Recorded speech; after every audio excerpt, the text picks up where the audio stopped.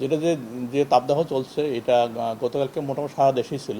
আমরা যদি দেখি গতকালের সর্বোচ্চ তাপমাত্রা ছিল ক্ষেপপাতে 40.6, এবং ওটা ওই এলাকার জন্য রেকর্ড, এবং ওই এলাকাতে প্রায় 43 বছর পরে এই তাপমাত্রা উঠেছে।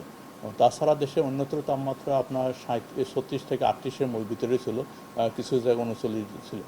এবং আমরা যেটা পূর্বাভাস রয়েছে আগামী 2-3 দিন তাপমাত্রা মোটামুটি যে কন্ডিশন আছে, হয়তো আগামীকাল হয়তো 2-1 জায়গায় কমতে পারে, ওভারঅল হিটওয়েভটা থাকবে।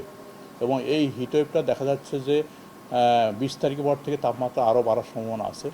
সেক্ষেত্রে অনেক জায়গায় 40-এর উপরে তাপমাত্রা ওঠার সম্ভাবনা রয়েছে, যেটা আমরা এখন মৃদু থেকে মাঝারি বলছি, ওটা হয়তো তীব্র আমাদের বলতে হবে।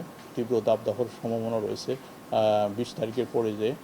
যেহেতু আপাতত বৃষ্টির সম্ভাবনা ওইভাবে নেই, যে বৃষ্টির সম্ভাবনা রয়েছে এটা সিলেট, ময়মনসিংহ এবং ব্রাহ্মণবাড়িয়া, তবে খুবই সামান্য।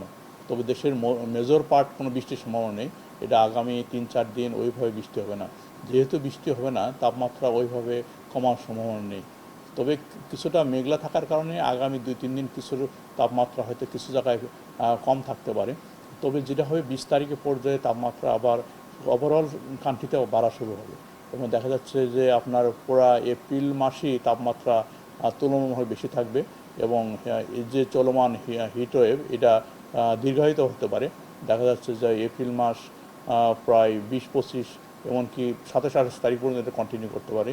এবং সেই ক্ষেত্রে অনেক জায়গায় তাপমাত্রা আপনার সিভিয়ার তাপদাহ আসার সম্ভাবনা রয়েছে।